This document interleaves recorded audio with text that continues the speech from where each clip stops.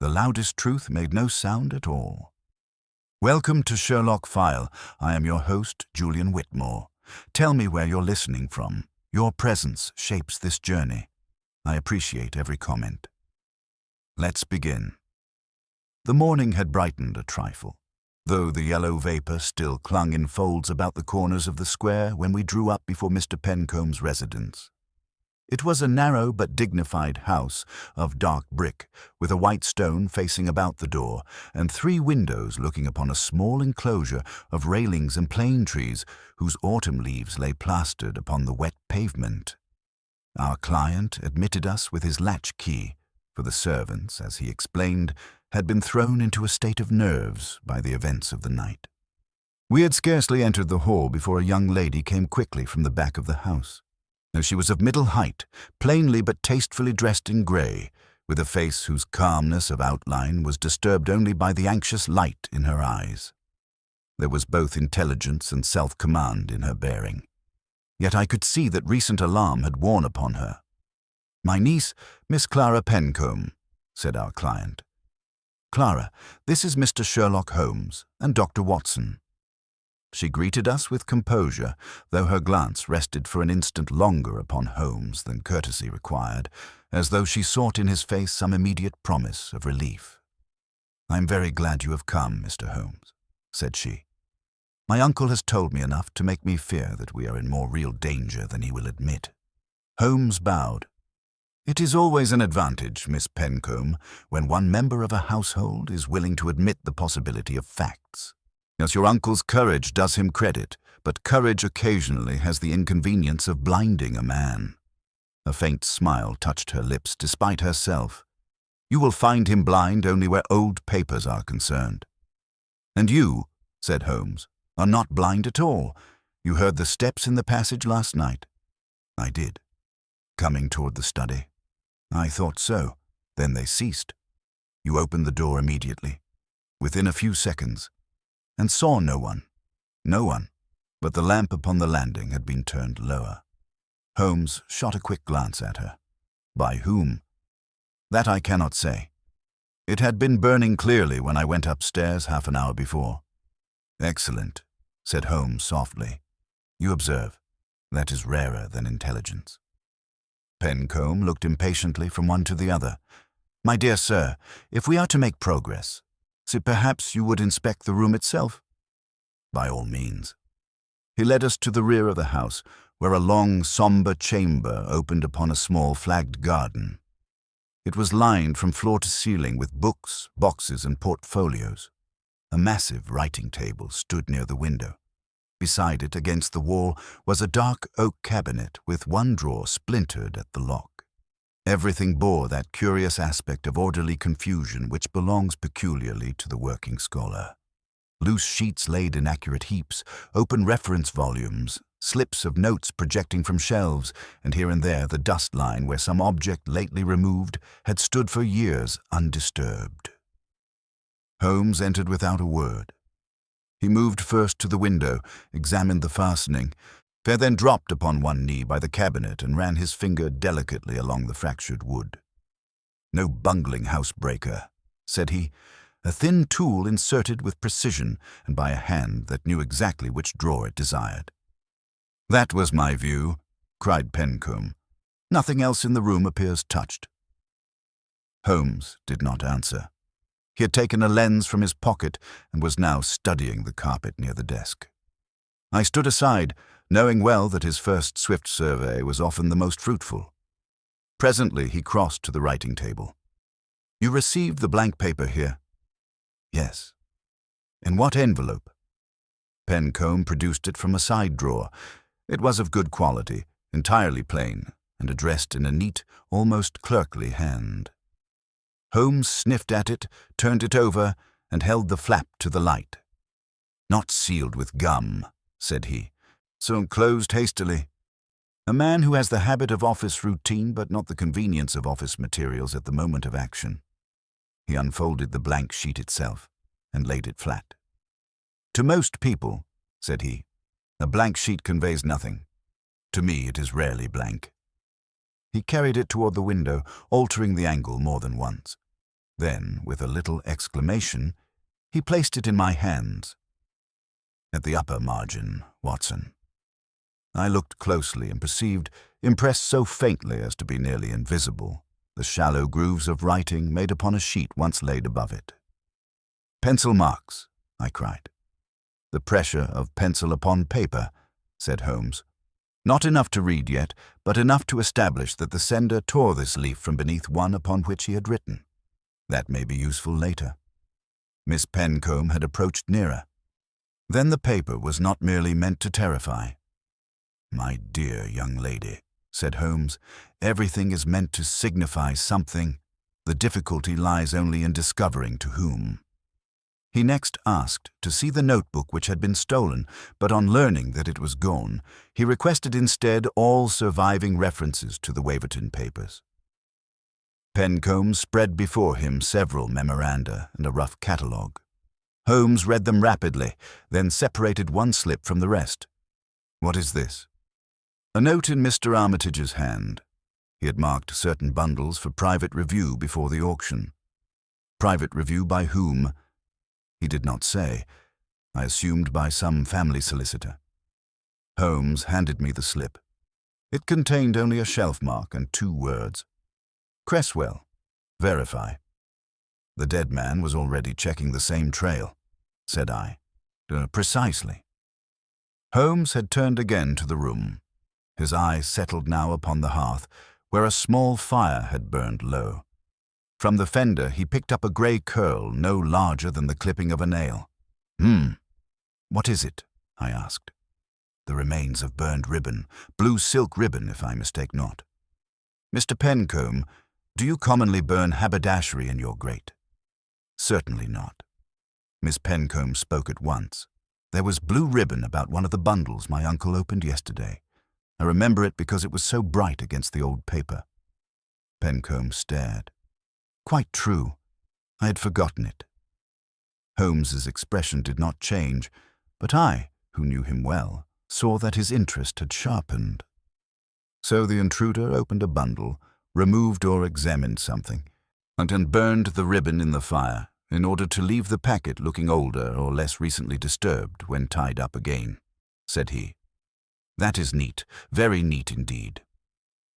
At that instant there came a violent ringing at the front bell, followed by hurried voices in the hall. A maid, white-faced and breathless, appeared at the study door.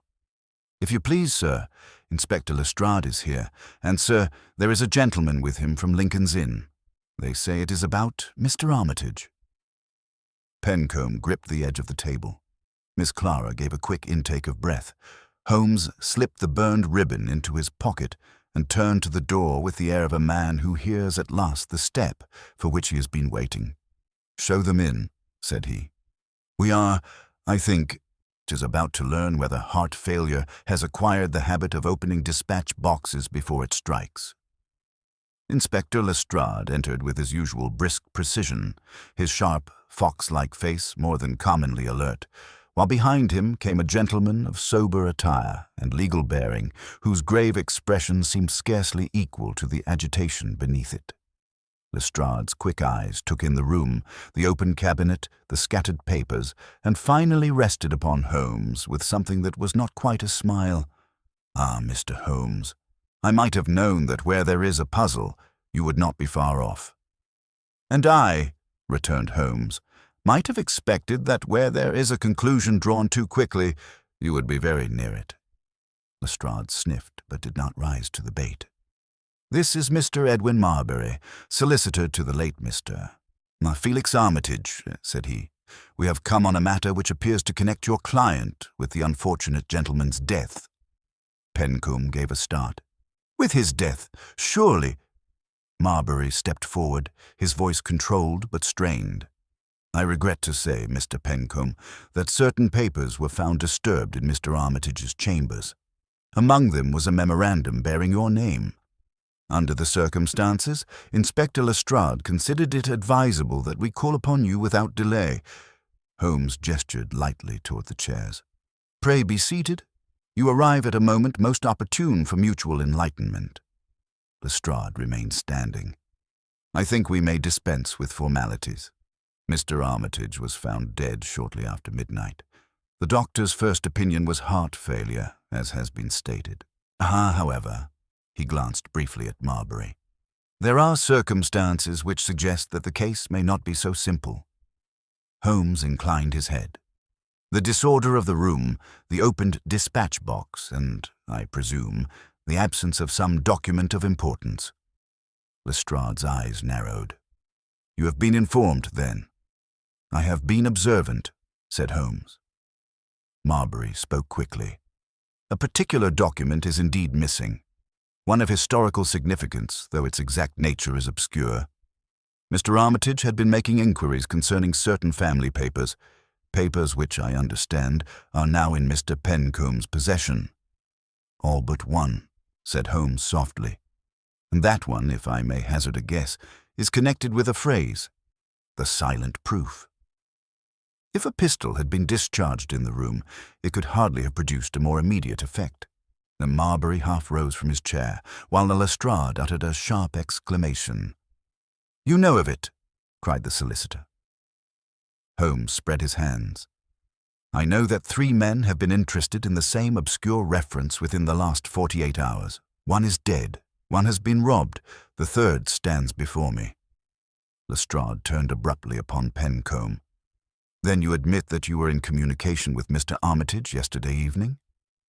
I have already stated as much, said Pencombe, though his voice trembled. We were to meet at his chambers. And did you go there? I did not. Can you prove it? Holmes stepped lightly between them. My dear Lestrade, you will forgive me if I suggest that your method, though energetic, is somewhat premature. Mr. Pencombe's movements this morning are already of interest to me. Those of last evening will, no doubt, prove equally so, but in due order. Lestrade gave a short laugh. You always did like to make a mystery of a simple matter. The facts are plain enough. A valuable document is known to exist. 2 men are concerned in it. One is found dead, the other has his rooms broken into the same night. It is hardly a leap to suppose that a third person may also be concerned, said Holmes quietly. Lestrade hesitated.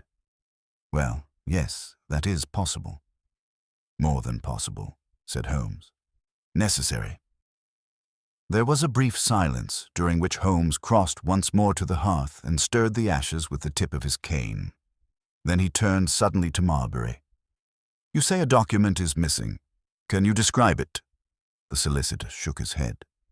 Only in the vaguest terms. It was believed to be among the private papers of Sir Julius Waverton, but Mr. Armitage had not yet identified it with certainty. He mentioned only that it might resolve a long-standing historical question, one involving a matter of inheritance. Holmes's eyes gleamed. Ah, now we approach the motive. Lestrade frowned. Inheritance. That would suggest a financial interest. Not necessarily immediate, said Holmes, but sufficient to provoke inquiry and perhaps desperation. He turned to Miss Pencombe. You said that a bundle tied with blue ribbon had been opened yesterday. Can you recall anything further about it? She considered. It contained several folded letters and one larger sheet, sealed with a wafer. My uncle was particularly struck by it, though I do not know why. Pencombe nodded eagerly. Yes. The seal was broken when I examined it, but the contents, good heavens, and I cannot now remember whether I replaced it with the others or set it aside. Holmes' gaze sharpened. You set it aside, I think. Perhaps, yes, upon the desk. And it is now gone. Pencombe stared at him. You believe that was the document? I am morally certain of it. Lestrade gave an impatient movement. Then we have our explanation. Someone knew of the paper, came here, took it and... What? Killed Armitage for the same reason? Holmes shook his head. No, Lestrade. The order is the other way about. How do you make that out? Because, said Holmes, the intruder here had time to select, examine, and partially conceal his work. The intruder at Lincoln's Inn had not. Marbury leaned forward. What do you mean? Holmes spoke with quiet precision. "I mean that Mr. Armitage was surprised, either in the act of examining the document or immediately after discovering its significance. His death was not premeditated, but incidental." Lestrade's expression grew more intent. "You are suggesting violence, then?" "I am suggesting," said Holmes, "that heart failure may sometimes be assisted." The inspector drew a long breath. "That is a serious statement." "It is a logical one." Holmes moved toward the window and stood looking out into the square, where the fog had begun to thin, revealing the damp outlines of the railings and the blurred figures of passers-by. "There is one point, however," he continued, "which interests me even more than the missing document or the death of Mr. Armitage." "And that is?" said Lestrade. Holmes turned, and there was that in his face which I had learned to associate with the first clear glimpse of truth behind a veil of confusion. "The fact," said he, "that our unknown visitor here last night took the trouble to leave a message, silent though it was." He drew from his pocket the blank sheet and held it up. "A warning, a signal, or a mistake. Until we determine which, we shall remain in the dark, but I do not think we shall remain so for long." At that moment, his gaze shifted once more, this time to Pencombe's boots, which still bore the faint trace of reddish gravel. "And before we proceed further," Holmes added quietly, "I believe it is time that Mr. Pencombe told us where he went before coming to Baker Street this morning." The effect of Holmes' words was immediate and profound. Mr. Pencombe, who had until now shown the agitation of a man overwhelmed by events rather than concealment, turned visibly paler, and his hand, which had rested upon the back of a chair, tightened until the knuckles stood out white against the skin. "I do not understand you, Mr. Holmes," said he, though without conviction. Holmes regarded him steadily. "I think you understand me perfectly. Your right boot carries the clay of your own garden, your left the reddish gravel of another place. That place is not upon the direct route between Moreland Square and Baker Street. You visited it this morning, and yet you have not thought it necessary to mention the fact. I am therefore compelled to suppose that it bears upon the matter in hand." Lestrade gave a short, satisfied nod. "Come now, sir," said he. "Out with it. So you will not improve your position by holding anything back." Miss Pencombe stepped forward quickly. "My uncle has nothing to conceal." Holmes raised a hand gently. "My dear young lady, concealment and omission are not always synonymous. Mr. Pencombe is a man of method. If he has omitted a fact, it is because he has not yet decided whether it is relevant. I merely suggest that he should now do so." For a moment longer, Pencombe hesitated. Then, with a visible effort, he drew himself up. "You are right, Mr. Holmes. I did go elsewhere before coming to you. I saw no harm in withholding it, since the visit appeared to have no direct bearing upon the events of last night. But I perceive now that in such matters nothing is too small." "Precisely," said Holmes. "I went," continued Pencombe, "to the house of my assistant, Mr. Septimus Vale." Holmes's eyes flickered, but he made no interruption. "Mr. Vale resides in a small villa at Norwood, a place with a gravel drive, as you have correctly inferred. When I discovered this morning that my notebook had been taken, I thought it possible that he might have some explanation to offer. He had, as I told you, been assisting me in the cataloguing of the Waverton papers, and had therefore knowledge of their contents." "And what did he say?" asked Lestrade. "He was not at home." "Not at home?" "No. His servant informed me that he had left early, before 7 o'clock, without giving any indication of his destination. This, I confess, surprised me, for he is a man of the most regular habits." Holmes nodded slowly. "And you saw nothing further?" "Nothing. No, I returned at once, and then came on to Baker Street." Holmes turned away and walked thoughtfully to the window. A man leaves his house at dawn, on the morning following a burglary connected with documents he has examined, and fails to inform his employer of any circumstance which might explain it, said he. "That is, at the very least, interesting." Lestrade rubbed his hands. "It is more than interesting, it is suspicious. I think we had better pay a visit to this Mr. Vale without delay." Holmes did not immediately reply. He stood for some seconds gazing out into the square, where the fog had now lifted sufficiently to reveal a thin stream of traffic and the dark silhouettes of the plane trees against a pale sky. Then he turned back, his expression composed but intent. "Yes," said he, "we shall certainly visit Mr. Vale, but not yet." Lestrade stared. "Not yet? Why ever not?"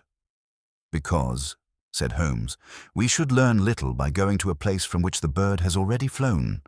It is better to determine first where he has flown to." "That is easier said than done." "On the contrary," returned Holmes, "it is often easier done than said." He crossed again to the writing table and took up the slip bearing Armitage's note. "Cresswell, verify." For a moment he studied it in silence. Then he laid it down and addressed Marbury. "You mentioned that Mr. Armitage had been making inquiries. Did he consult any records outside his own chambers?" "I believe so," said the solicitor. "He spoke once of the Public Record Office, and once, if I remember rightly, of a private collection in Bloomsbury." Holmes inclined his head. "And Mr. Pencombe? Did your assistant ever show unusual interest in any particular portion of the Waverton papers?" Pencombe considered. "Now that you mention it, yes, he was particularly struck by the correspondence of this Edmund Cresswell. He remarked more than once upon its peculiar phrasing." Holmes smiled faintly. "As I should have expected." Miss Pencombe, who had been watching him closely, spoke now with quiet firmness. "You believe that Mr. Vale is connected with all this?" Holmes turned toward her. "I believe, Miss Pencombe, that your assistant is a man who has recognized the value of a thing before others have done so. Whether he has acted upon that recognition honestly or otherwise remains to be seen." "And Mr. Armitage?" Holmes's expression grew graver.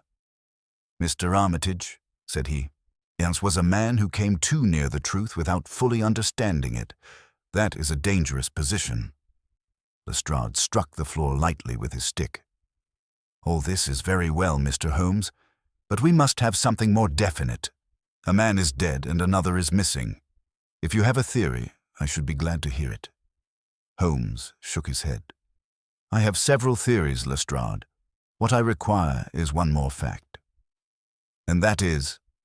Holmes took from his pocket the blank sheet once more and held it up between his fingers. "The meaning of this."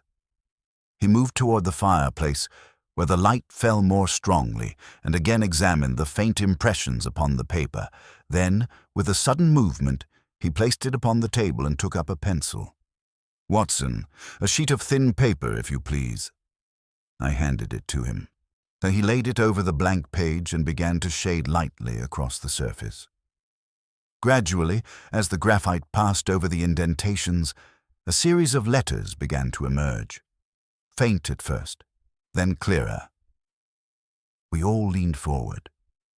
There, impressed upon the page, was part of a sentence. Broken, incomplete, but unmistakable. Not in words, but in... Holmes's eyes flashed. "Ah! What does it mean?" cried Pencombe.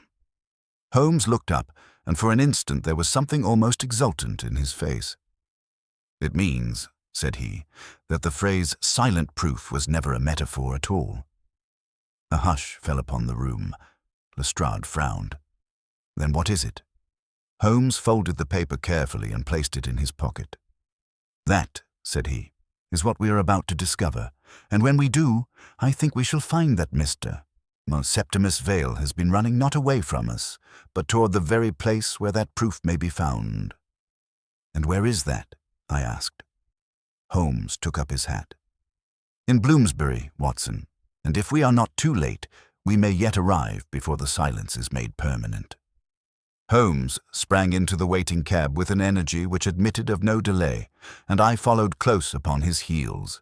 He gave the driver a rapid direction, too low for me to catch, and then, settling himself with that air of controlled intensity which I had come to associate with the decisive phase of a case, he folded his arms and remained silent.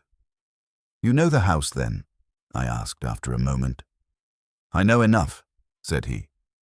"We are dealing, Watson, not with a document in the ordinary sense, but with a fact embedded in stone, something constructed, altered, or concealed in such a way that its very existence constitutes proof."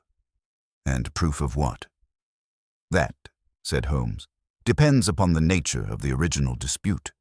We have already heard mention of inheritance. Suppose, then, that a question arose in the 17th century, a question of legitimacy, succession, or identity, which could not be resolved by testimony alone. Suppose further that a certain arrangement was made, one that could not be altered without detection, and which would, if discovered, settle the matter beyond contradiction. A hidden chamber, I suggested, possibly, or a concealed passage, or even a modification of the structure itself, something that would demonstrate beyond doubt the truth of a particular claim." "And this was recorded by Cresswell?" "Recorded, but not described in full. That is the subtlety of it. The memorandum points to the existence of the proof without revealing it outright. Only one who had access to the physical location could verify it. And Vale has done so." Holmes's eyes flashed. "He has understood enough to attempt it. Whether he has succeeded remains to be seen." The cab turned sharply and began to move through a quieter district, where the houses stood farther apart and bore an older, more irregular aspect. The fog had lifted almost entirely now, leaving the air cold and clear, with a pale autumn sun struggling through the thinning clouds. At last, the cab drew up before a large and somewhat neglected house, set back from the road behind a low wall and a narrow strip of overgrown garden. The building was of considerable age, its brickwork darkened by time, its windows tall and narrow, and its roofline broken by several uneven gables. Holmes sprang out at once.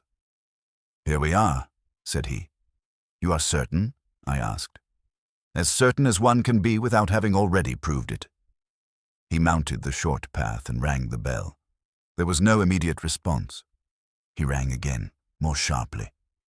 "Either the house is empty," said I, or its occupant is otherwise engaged," said Holmes quietly. He stepped back and glanced up at the windows.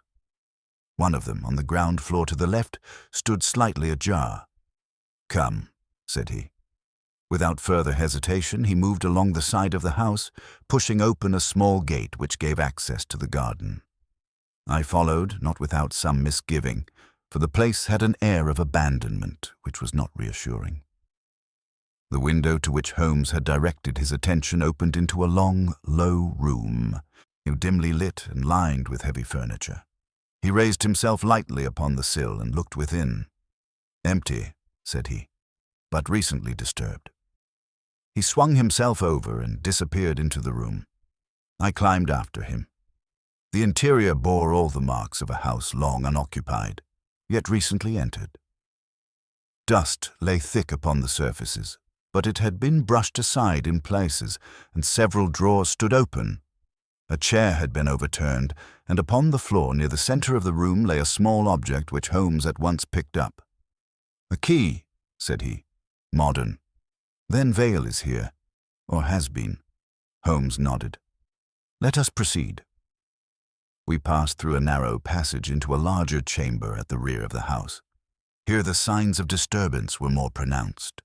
A section of the wall paneling had been removed, revealing a dark recess beyond.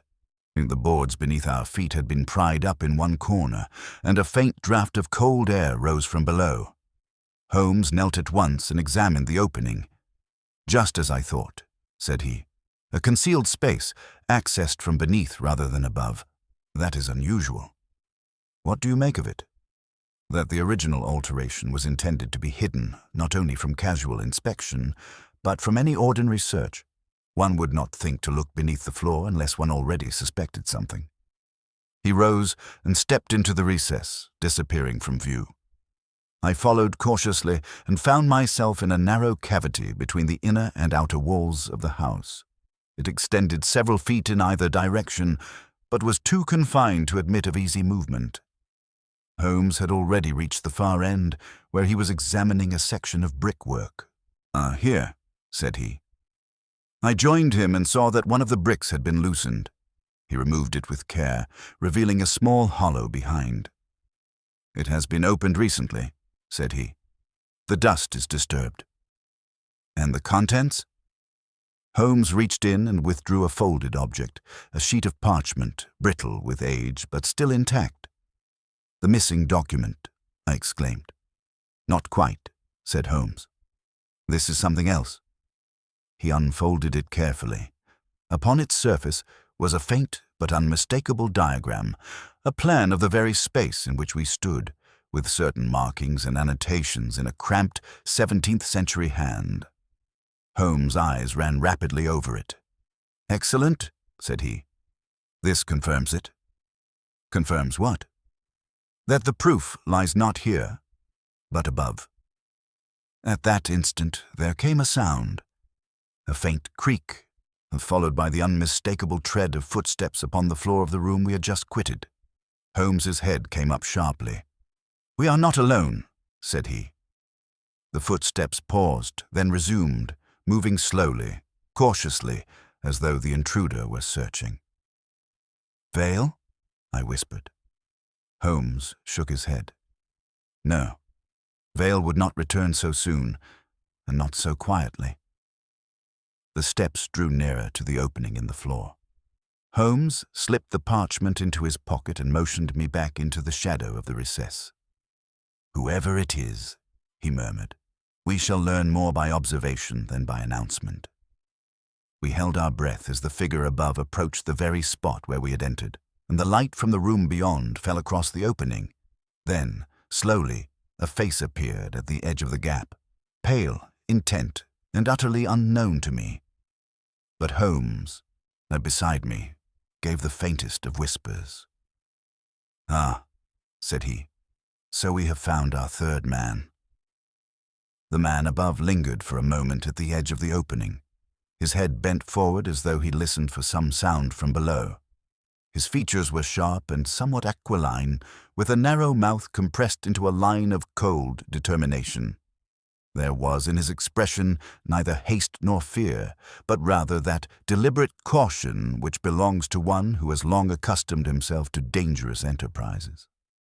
Holmes's hand rested lightly upon my arm, a warning to remain perfectly still.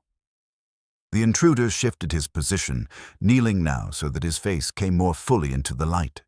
He held a small lantern in one hand, which he lowered cautiously toward the opening, casting a wavering glow into the recess where we lay concealed. And for one instant the light passed so close that I feared it must reveal us.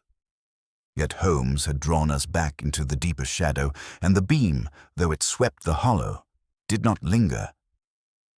The man gave a slight, impatient movement. "Gone," he muttered in a low voice.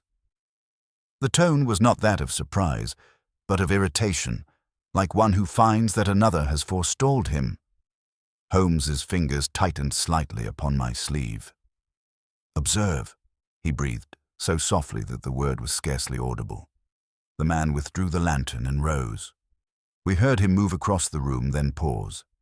There followed the faint sound of something being shifted, perhaps a piece of furniture, and then silence. Holmes waited a full half-minute before stirring. Then, with the utmost caution, he crept forward and raised his head just enough to command a view of the room beyond. After a brief glance, he drew back. "He is still here," he whispered, standing by the wall, listening. "What shall we do?" I murmured. "Nothing. Yet." Another minute passed. Then came the sound of footsteps once more, this time retreating toward the passage. A door opened and closed. Silence followed. Holmes rose at once. "Now," said he. We emerged from the recess and regained the room above. Holmes crossed swiftly to the door and listened. Satisfied that the intruder had indeed withdrawn, he turned back, his expression keen and alert. "Our unknown friend," said he, "is neither Vale nor any person connected directly with Mr. Pencombe's household. His manner suggests a professional interest, perhaps that of an agent acting upon instructions. An agent for whom? I asked. That, said Holmes, is the question upon which the case now turns. He moved rapidly about the room, examining once more the signs of disturbance. Presently he stopped before the section of paneling which had been removed. He came here for the same purpose as Vale, said he, but he arrived too late. Then Vale has already found what he sought? Either that, or he has removed it. Holmes' gaze shifted upward toward the ceiling. Come, Watson, said he. We must go above. We ascended a narrow staircase to the upper floor. The rooms here were in even greater disrepair. The plaster cracked, the floors uneven, and the windows thick with grime. Yet in one chamber, the largest of the floor, there were unmistakable signs of recent occupation. A table had been cleared near the center of the room, and upon it lay several sheets of paper, a candle burned nearly to the socket, and a small metal instrument of delicate construction. Holmes approached it at once. A measuring device, said he, used for determining angles or distances with precision. Then Vale has been making calculations? Not calculations, verifications. He turned to the wall opposite the window, where a large section of plaster bore the faint outline of a rectangle, slightly darker than the surrounding surface. Here, said he. He tapped lightly upon it. The sound was hollow. A concealed space, I said. Precisely, but not one intended to be opened frequently. Holmes examined the edges of the rectangle, running his fingers along the seams. Presently, he found what he sought, a small, almost invisible catch. With a gentle pressure, the panels shifted inward, revealing a narrow cavity within. We both leaned forward. Inside, set firmly into the brickwork, was a small iron frame, within which lay an object that at first glance appeared to be nothing more than a fragment of old wood. Yet as Holmes drew it carefully into the light, I saw that it was something far more significant. It was a section of beam, aged, darkened, and marked with a series of incisions, arranged in a precise and deliberate pattern. Holmes held it up, his eyes alight. The silent proof, said he. But what does it prove? I asked. Holmes turned the fragment so that the markings caught the light. These cuts, said he, are not random. They correspond to measurements, fixed, to unalterable. They record the dimensions of this very room as it stood at the time of alteration. And that is important because, said Holmes, those dimensions differ from those recorded in the original plans of the house. The discrepancy is slight, but decisive. I began to see. A concealed space, added later. Exactly. And not merely added, but added in such a way as to create a hidden chamber, one which could not be detected without knowledge of its existence. And that chamber contained something or someone whose presence could not be acknowledged. Holmes replaced the fragment with care. A child, Watson, or an object proving the existence of a child. A question of inheritance, as we suspected. At that moment, there came a sudden sound from below, the sharp closing of a door, followed by hurried footsteps. Holmes straightened instantly. Our friend has not gone far, said he, and I think he has just realized what we have found. He moved swiftly toward the stairs. Come, Watson. The game is now afoot in earnest, and we must not allow the man who understands it least to escape with the greatest advantage. Holmes took the stairs two at a time, and I followed close behind, my mind still occupied with the strange revelation of the beam and its silent testimony. Yet there was no leisure now for reflection, for the urgency in Holmes's manner admitted of no delay. We reached the lower passage just in time to hear the front door slam violently. Holmes darted forward, flung it open, and sprang out into the narrow garden path. There, he cried. A figure was already at the gate, his dark coat flaring as he turned into the street beyond. For an instant, I caught a glimpse of the same sharp profile we had seen above the opening, and then he was gone. Holmes did not hesitate.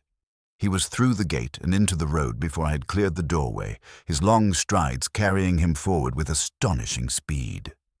I followed as best I could, though I was soon left some distance behind. The street into which we had emerged was sparsely populated, and the fugitive, seeing himself observed, broke into a run. Holmes gained upon him steadily, his movements swift but economical, like those of a trained athlete. At the corner, the man glanced back, hesitated for the fraction of a second, and then turned sharply into a narrower lane. By the time I reached the turning, Holmes was already upon him. There was a brief struggle, a flash of arms, and a sharp exclamation, and then the man was pinned against the wall, Holmes's hand gripping him firmly by the collar. "You will find it useless to resist," said Holmes calmly. "You have chosen a poor field for escape." The man ceased struggling and stood still, breathing heavily. Up close, his face showed a curious mixture of defiance and calculation. "You have no right to detain me," said he. "On the contrary," returned Holmes, "I have every reason to do so. Your presence in that house, your interest in its concealed structure, and your evident desire to avoid explanation place you in a position which demands clarification." By this time I had come up, and a small knot of passers-by had begun to gather at a distance, drawn by the disturbance. "Better come quietly," said I, for the man's eyes had begun to move restlessly from side to side, and as though seeking some avenue of escape. He gave a short, bitter laugh. "I see I have been anticipated. Very well, Mr. Holmes. I presume I have the honor of addressing you." "You have. Then I will spare us both unnecessary trouble. My name is Edward Mallory." Holmes's grip did not relax. "And your business?" Mallory hesitated, then spoke with a certain reluctant candor. "I am employed, occasionally, by parties who have an interest in matters of inheritance. My instructions were to obtain certain information connected with the Waverton papers." "And the silent proof?"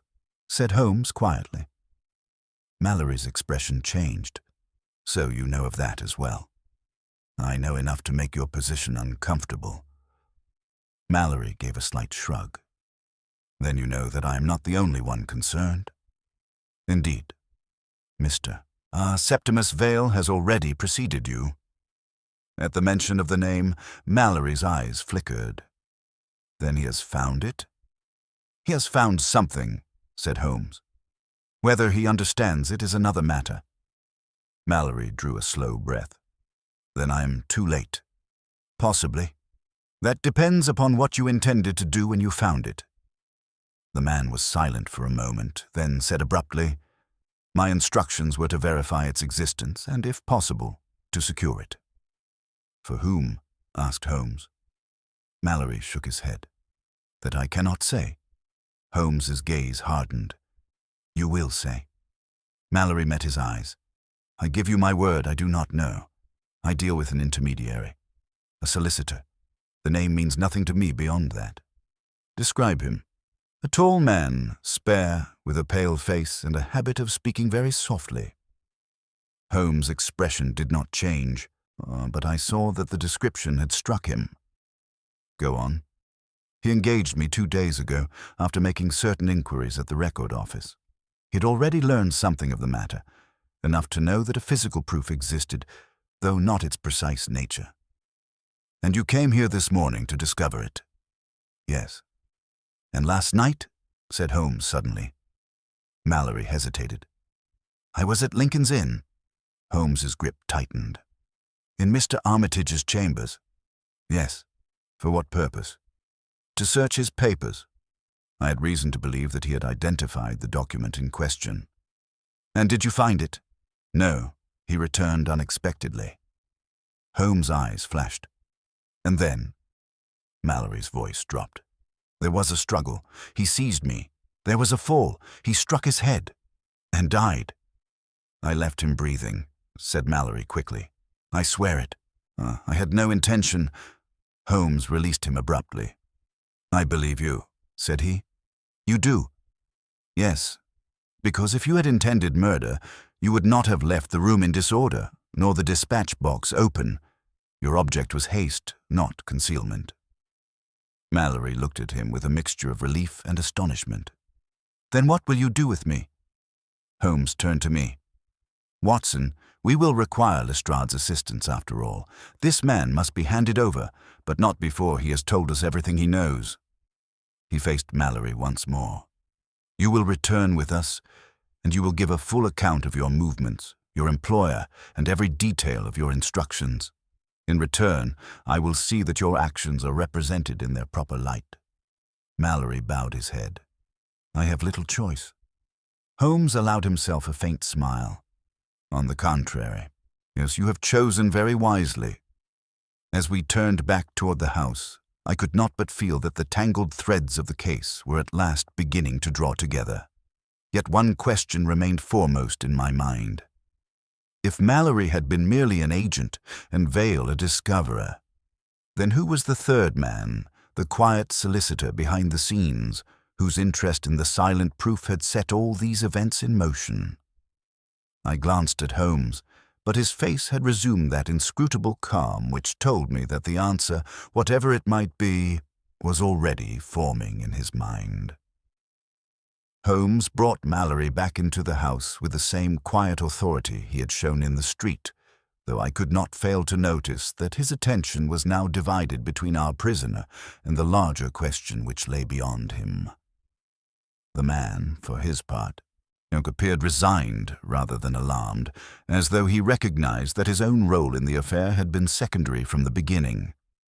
"Sit there," said Holmes, indicating a chair near the table in the lower room. "You will not be detained longer than is necessary, but while you remain, I should advise you to speak plainly." Mallory seated himself without protest. Holmes turned to me.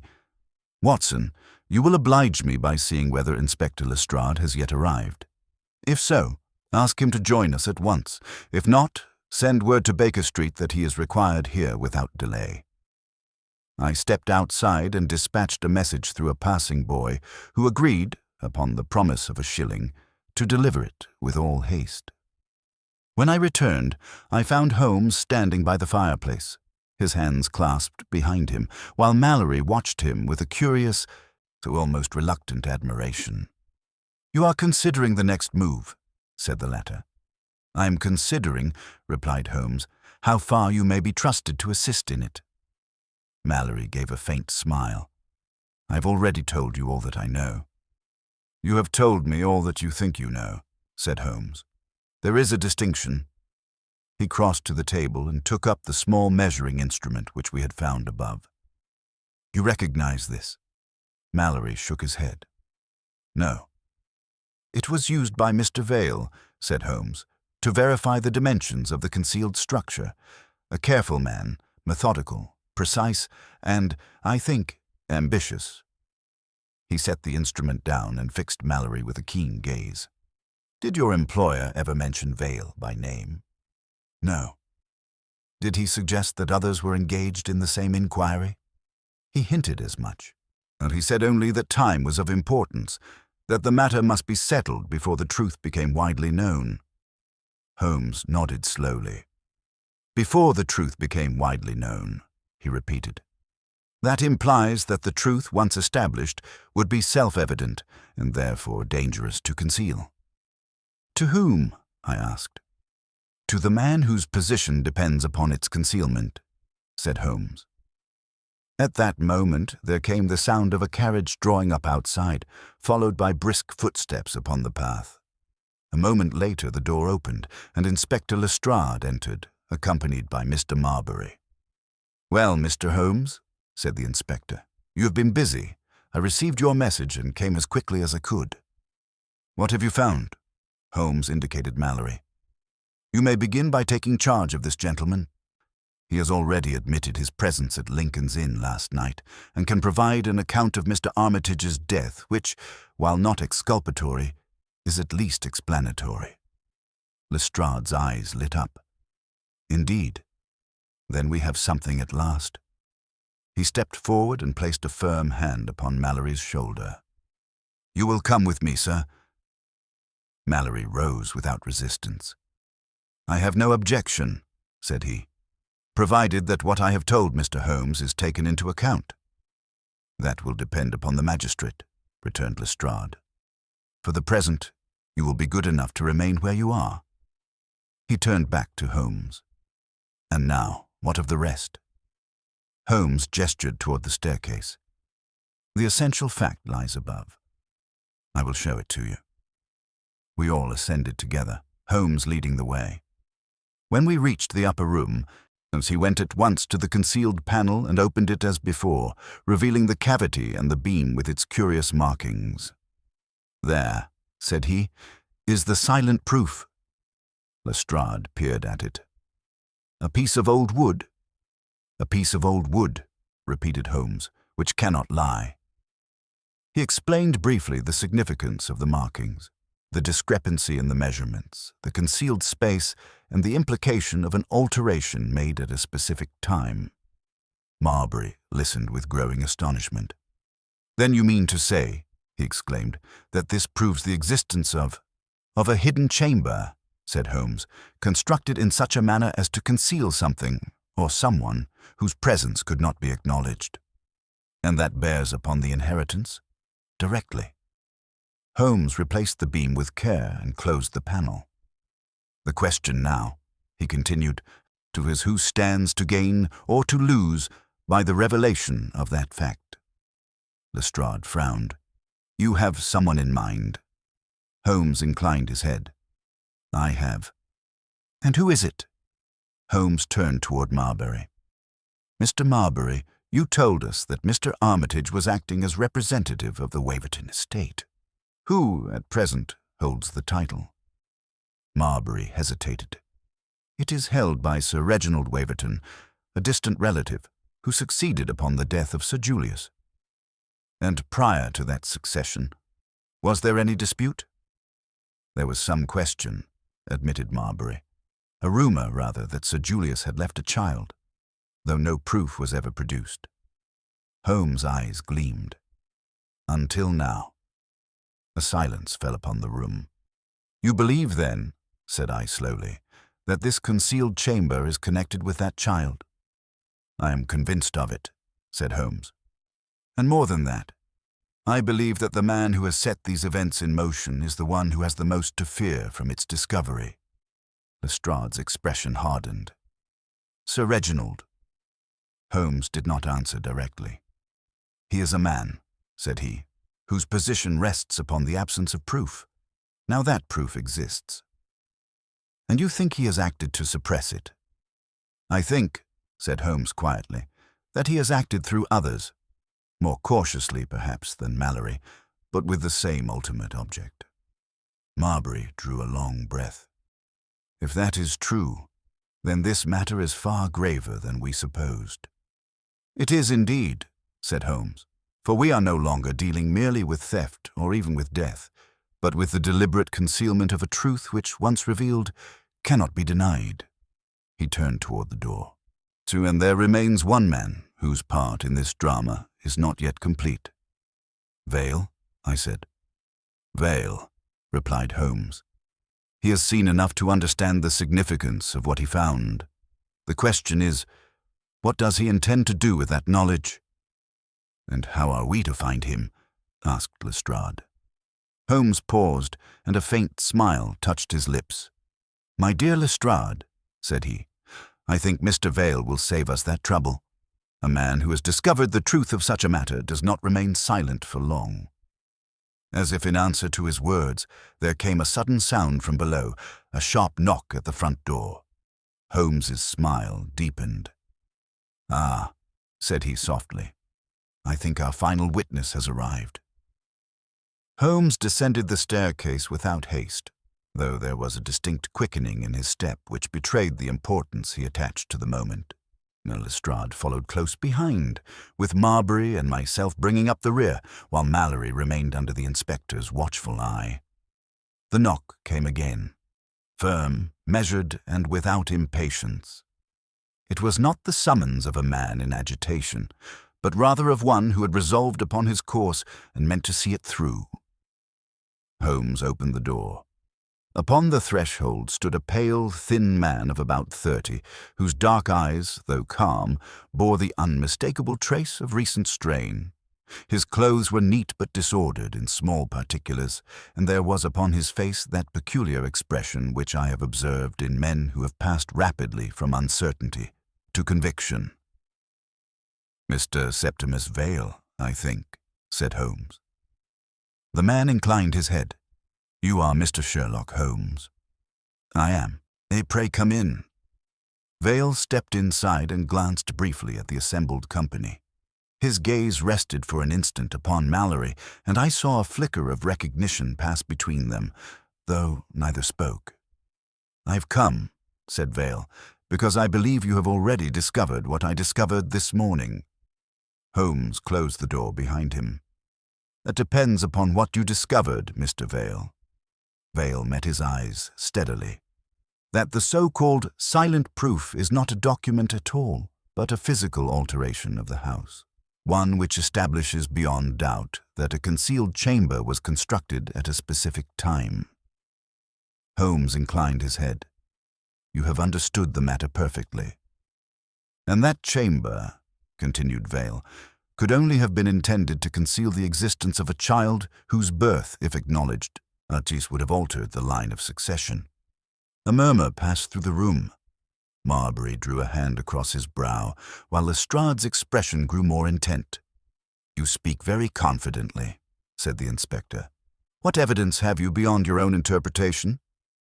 Vale reached into his coat and produced a small bundle of papers. "This," said he. Holmes took it and examined the contents. They consisted of several copied extracts, together with a rough sketch corresponding closely to the diagram we had found concealed within the wall.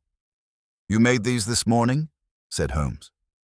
"I did, after examining the original memorandum and comparing it with the structure of the house." "And you removed nothing from the house itself?" "Nothing." Holmes returned the papers. "Then you have acted with commendable restraint." Vale's lips tightened slightly. "I have acted," said he, "with the intention of bringing the truth to light." Holmes regarded him keenly. "Indeed? And how do you propose to do so?" "I shall place the matter before the proper authorities. The evidence is sufficient to warrant an official inquiry. Once the existence of the concealed chamber is established, the rest will follow." Lestrade gave a short nod. "That seems reasonable enough." Holmes, however, did not immediately assent. "You are aware," said he, "that others have taken a less scrupulous interest in this matter." Vale glanced again at Mallory. "I am aware that attempts have been made to suppress the truth." "And yet," said Holmes, "you came here alone." "I saw no reason to do otherwise." Holmes's expression grew thoughtful. "That is where you are mistaken, Mr. Vale." Vale stiffened slightly. "In what respect?" "In supposing that the matter has reached its conclusion." A faint shadow crossed Vale's face. "I do not follow you." Holmes stepped a little closer. "You have discovered the existence of the proof. You have understood its significance, but you have not yet considered the full extent of its implications." Vale's composure wavered for the first time. "What more is there?" Holmes' voice was quiet, but it carried a weight which commanded attention. "The identity of the child." A silence fell. Marbury spoke at last. "That is indeed the crucial point. If the child lived and left descendants, then the present title would be invalid," said Holmes. Vale drew a sharp breath. I had not considered that." Holmes watched him closely. "And yet it follows inevitably. The existence of the chamber proves concealment. The timing of its construction, as recorded, corresponds with the period in question. The only remaining question is whether the child survived, and if so, who now represents that line." Lestrade frowned. "That is a matter for genealogists, not detectives." "On the contrary," said Holmes, It is very much our concern, for it is that question which provides the motive for every action we have observed." He turned suddenly to Mallory. "Your employer, the solicitor, did he ever mention any claimant to the Waverton estate?" Mallory hesitated, then nodded. "He spoke once of a possible heir, someone whose claim had never been substantiated." Holmes's eyes flashed. "And you, Mr. Sir Vale, did you encounter any reference to such a claimant in your examination of the papers?" Vale's face had grown noticeably paler. "There was a name," said he slowly, "but it was incomplete. Only an initial." "What initial?" "C," said Vale. Holmes's gaze shifted, almost imperceptibly, toward the door. "C," he repeated softly. Miss Pencombe's name seemed to echo in my mind. Holmes turned back to Vale. "And you did not think it significant?" "I thought it inconclusive." Holmes gave a slight, almost imperceptible smile. "My dear sir," said he, "in a case of this nature, the inconclusive is often the most conclusive thing of all." Vale stared at him. "You mean—" Holmes raised a hand. "I mean nothing, yet, but I think we are very close to the truth." At that moment, there came a sound from outside, the rumble of another carriage drawing up before the house. Holmes' expression sharpened instantly. "We are about to have confirmation," said he. "Of what?" asked Lestrade. Holmes moved toward the door, his face set with quiet determination. "Of whether the past, long buried, has indeed remained silent, or whether it has at last found its voice." Holmes opened the door before the newcomer had time to knock. A tall, distinguished man stood upon the step, wrapped in a dark overcoat, his features composed but stern, and his bearing that of one accustomed to authority. There was about him an air of restraint, as though he had schooled himself carefully against the appearance of agitation. And yet beneath it I could discern a tension no less real for being controlled. "Sir Reginald Waverton, I presume?" said Holmes. The man inclined his head slightly. "I have the honor, and you are Mr. Sherlock Holmes." "I am. Pray step inside. You arrive at a most interesting moment." Sir Reginald entered, his eyes passing swiftly over the assembled company, Lestrade, Marbury, Vale, and finally resting upon Mallory, where they lingered for the briefest instant before returning to Holmes. "I had been informed," said he, "that certain inquiries were being made into matters connected with my late cousin's estate. I thought it advisable to attend in person." "A wise precaution," said Holmes, "though perhaps a trifle late." Sir Reginald's expression did not change. "I do not understand your meaning." Holmes closed the door and stood with his back to it.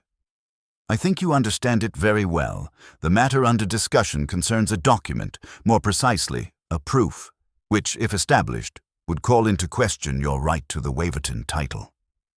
A faint color rose in Sir Reginald's cheeks, but his voice remained steady. "I am aware of certain idle rumors which have circulated for years. They have never been substantiated." "Until now," said Holmes. Sir Reginald's gaze hardened. "Then you claim to have found such substantiation?" "I claim," said Holmes, "to have found something which renders substantiation unnecessary." There was a perceptible tightening in the atmosphere of the room. Vale leaned forward slightly, while Marbury's hand trembled upon the back of a chair. "What is this proof?" demanded Sir Reginald. Holmes stepped aside and gestured toward the staircase. "It lies above. But before we examine it, there is one point which must be clarified." He turned, his keen eyes fixed upon Sir Reginald. "You have employed, directly or indirectly, the services of at least two men, one to discover, the other to suppress. Mr. Mallory has already given an account of his instructions.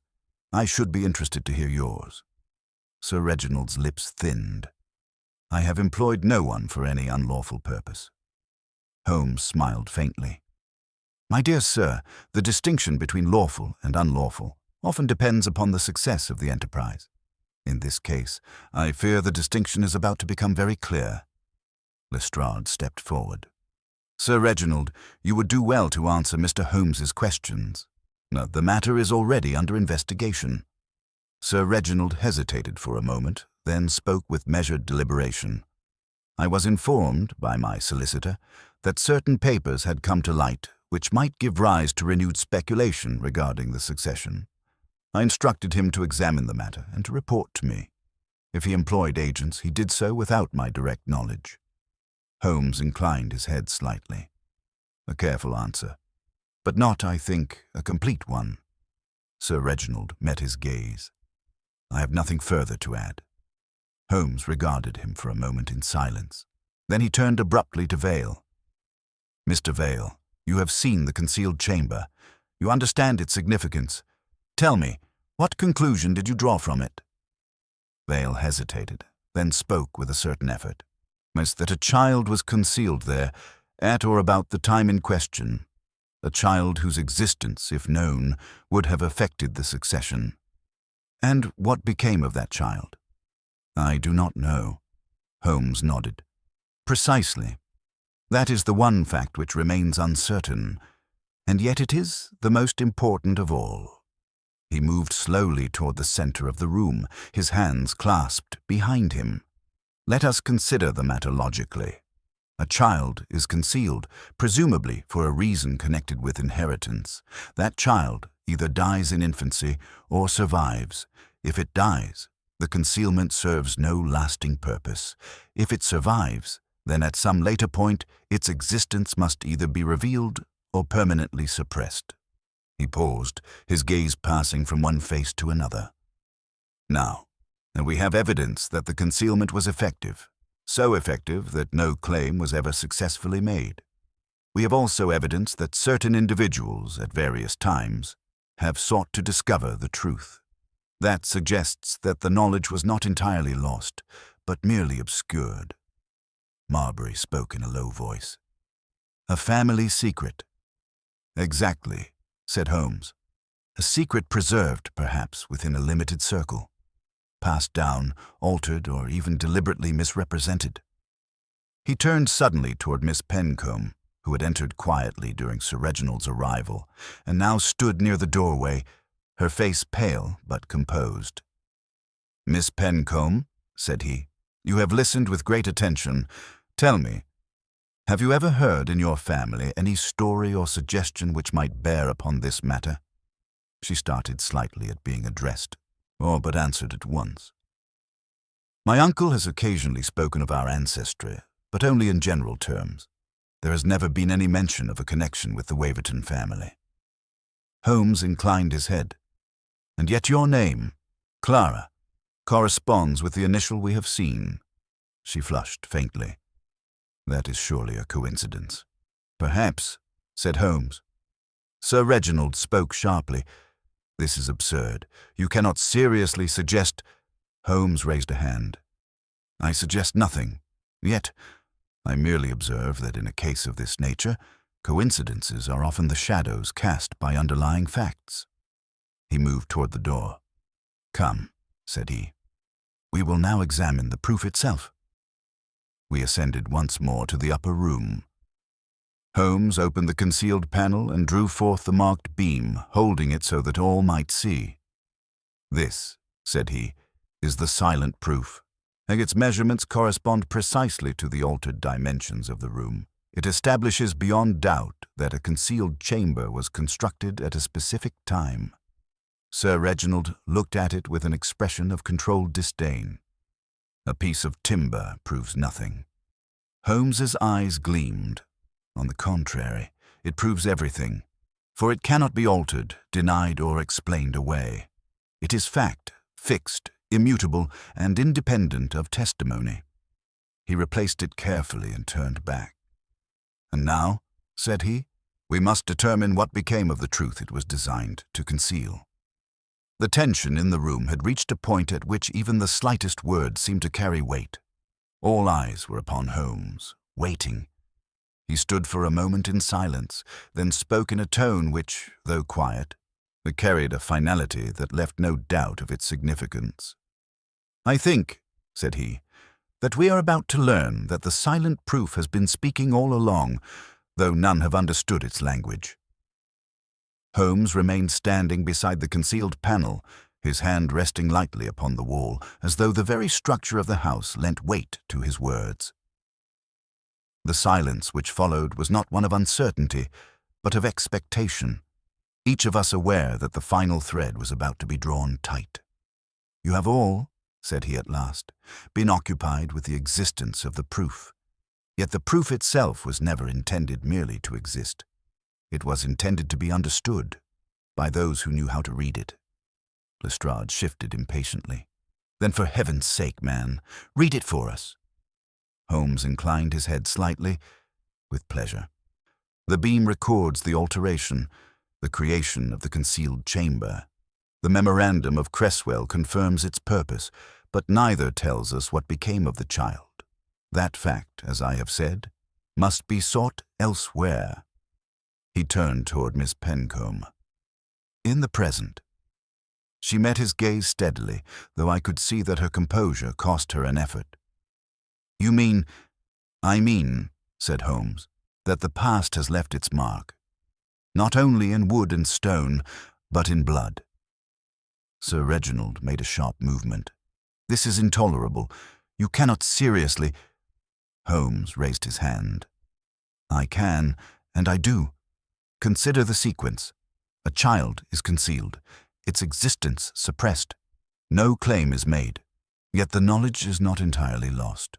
It survives, fragmented, obscured, but persistent. It passes perhaps into another family, one less conspicuous, less exposed to scrutiny." Pencomb gave a faint exclamation.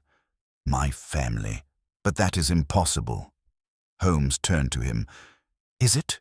You are a man of antiquarian habits, Mr. Pencomb.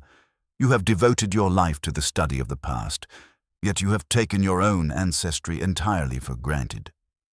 Pencomb stared at him, speechless. Holmes continued, his voice calm and precise.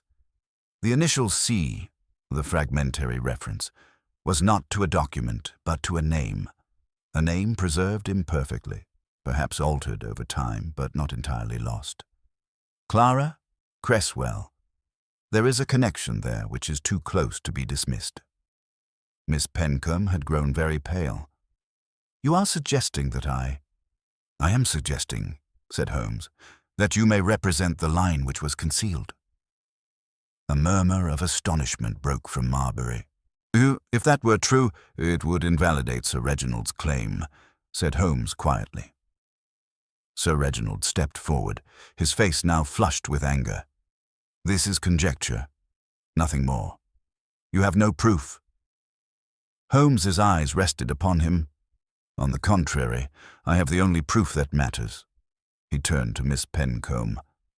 "Miss Pencomb, you will forgive me for a question of a personal nature. Have you ever observed any peculiarity in your family history? Any gap, any uncertainty, any circumstance which might suggest that your descent is not entirely as recorded?" She hesitated, then spoke in a low voice. "There has always been a silence. My uncle once told me that my mother was an orphan, brought up by distant relatives. There were no records, no clear account of her origin." Holmes nodded. "Precisely. A silence. Preserved, just as the proof itself was preserved." Pencomb sank into a chair. "Good heavens! Can it be possible?" Holmes turned once more to Sir Reginald. "You see now the full significance of the matter. The concealed chamber establishes the existence of the child. The fragmentary records point to its survival, and the absence of any other claimant, combined with the circumstances of Miss Pencomb's ancestry, provides the final link." Sir Reginald's composure had begun to crack. "This is absurd, an elaborate fantasy.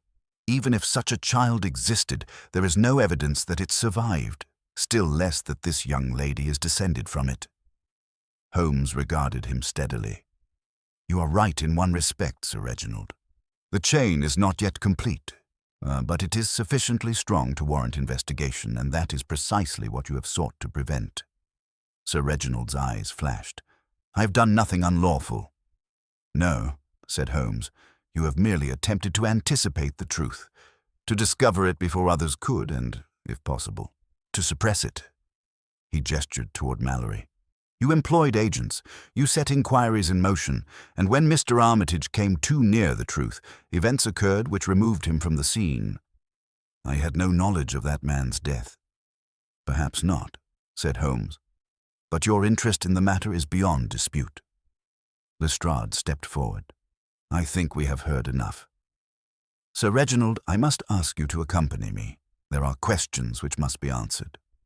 Sir Reginald hesitated, then drew himself up. "I will come," said he, "but I protest against this extraordinary accusation." "You may protest as much as you please," said Lestrade. "The facts will speak for themselves." Holmes inclined his head slightly. "As indeed they will." There was a brief movement as Lestrade took charge of both Sir Reginald and Mallory. Marbury stood aside, his face still marked by astonishment, while Vale regarded Holmes with an expression of reluctant admiration. "You have carried the matter further than I could have imagined," said he. Holmes shrugged lightly. "I have merely followed the facts." Vale turned to Miss Pencombe. "If what Mr. Holmes suggests proves to be true, then your position—" She raised her hand gently. "I think," said she, "that I shall wait for certainty before considering its consequences." Holmes smiled faintly. "A wise resolution."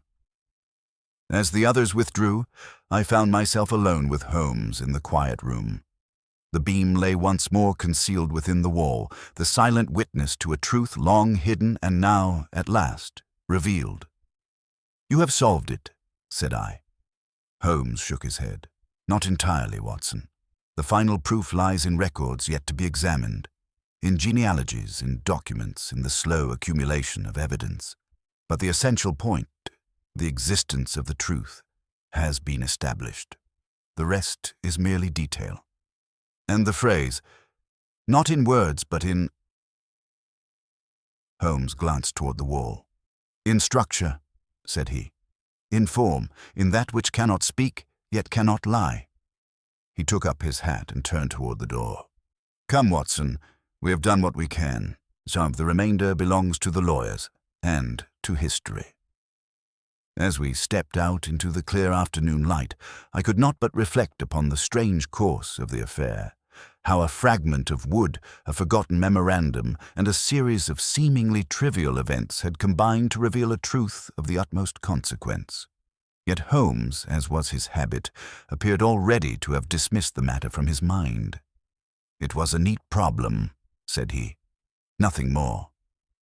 And with that, he turned his thoughts, as he so often did, to the next mystery which awaited him.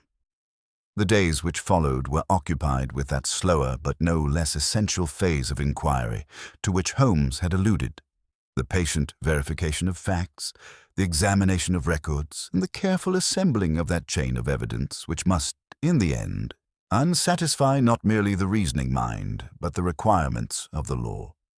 It was during this interval that I had occasion to observe once more that curious duality in Holmes's character.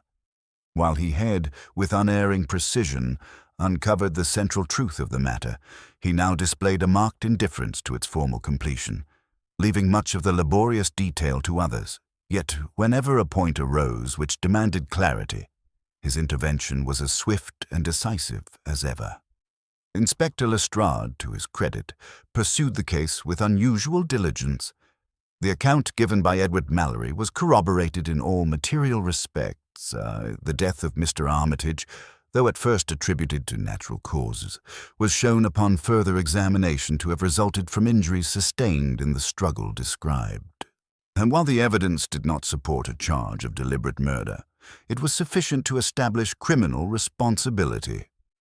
More delicate, however, was the question of Sir Reginald Waverton's involvement. It became clear that, while he had not directly instigated violence, he had indeed set in motion those inquiries which led to it. His position, though legally defensible in part, was morally compromised, and the weight of suspicion bore heavily upon him.